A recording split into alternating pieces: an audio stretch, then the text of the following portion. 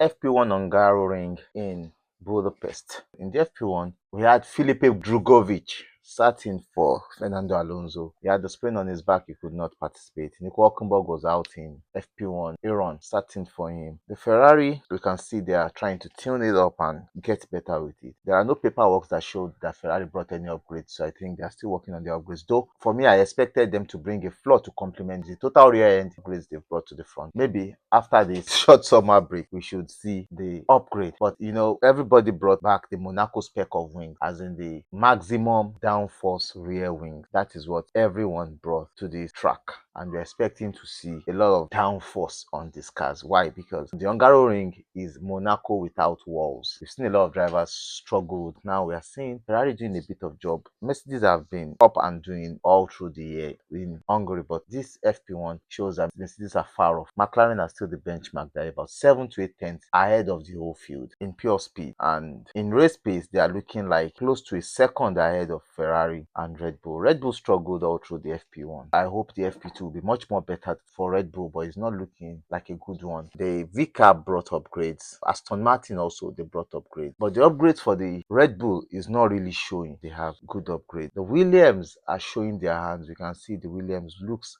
a little bit strong in Hungary. On tires, the Williams, the hard tires, the soft tires, those are the two tires they use. Alex Albon looks strong. I think it's just some little tweaking. To the Ferrari, Lewis Hamilton still struggled on the brake. I think new brake component that he's using on his car now, so it might take him time to learn the car. And he himself has said that he might have to shed tears of joy. Race 14, no podium yet. We don't know. He will be really going through a lot of times right behind himself, knowing this is something he loves to do and he's not really enjoying it, and he knows how his fan base, his supporters are, and what they will be feeling. So he'll be like, this is not what he really wants to feel. And to his own substitute in Mercedes, that is Kimi Antonelli, finding a hard time in the past 4-5 races has been hard for Kimi Antonelli. His collision with Max Verstappen in Austria, coupled with not a good race for him in Silverstone and also in Belgium. For me, I think he's still the right person to be in that seat. People criticizing him, that is not the answer. It took Max Verstappen about 4 years for him to get to Max Verstappen we know today. He struggled all through. The people might not say that. So this first year, second year for him, people might forget it easily, but the boy is showing that he has some pace. But it might be the car for me. It might be the car. George Russell is used to the car. He's enjoying it. He is new with the car, so he might not be enjoying it. And Isaac Aja is showing some pure pristine pace. In the car he's driving, it looks like he's the best rookie on the block.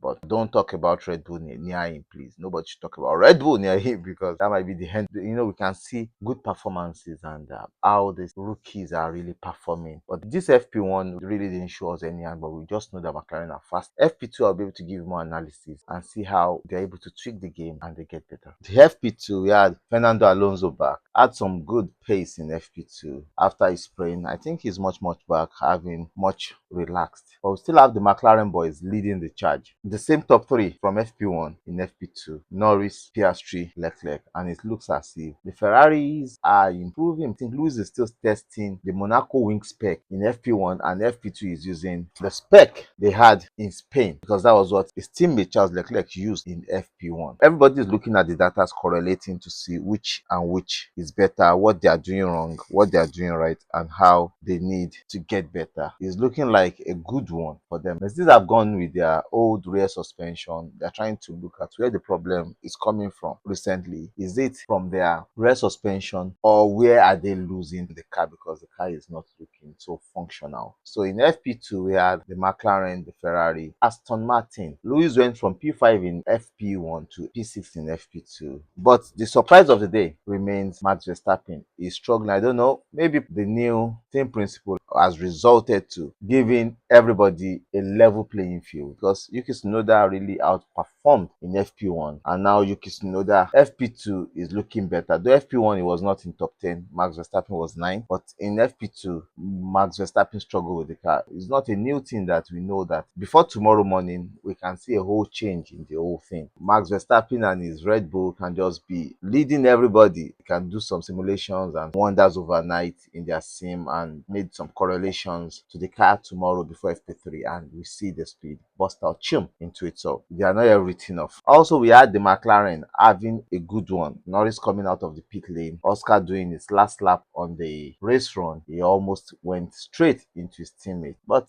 they should leave it till Sunday. We go race Sunday. Why are McLaren boys so eager to race? Is it the blood or whatever? But we'll get much race on Sunday. The Racing Bull looks so racy and have a better pace than the Red Bull. What is wrong with the Red Bull? I've said in some videos ago that put Max Verstappen in the Racing Bull. Let's see what happens. But I think that might look possible now with them having a new team principle. Possibly we should have Max Verstappen in a Racing Bull in one of these races. If the Red Bull looks so difficult or over-engineered, then Max Verstappen might be like, hold on, please, give me just one weekend or one practice inside that Racing Bull. Let me see what it looks like. If it looks good, let me go with it. And if it looks bad, well, where do we start from? Liam Lawson is getting his performance up. He's looking better in the last 6 races. He's got 3 different points from 6 races, which looks better for him. And I think with the improvements we are having from him, it might look so better for him in that Racing Bull. And for Kimi Antonelli, we saw a better performance from him in FP2. Hoping these teams will tune up their car and make it look better. Tomorrow in FP3, we should see a better race pace and we should see a better qualifying pace from all those teams. By tomorrow, we should know who will win the race. But there's no way it is not a race for McLaren, because the McLaren in race pace, in qualifying, they are just out of everybody's league. I think they even had to sandbag at a point, but they look like they're out of everybody's league. Up until tomorrow in FP3 and qualifying. Catch you guys. Bye. Love you.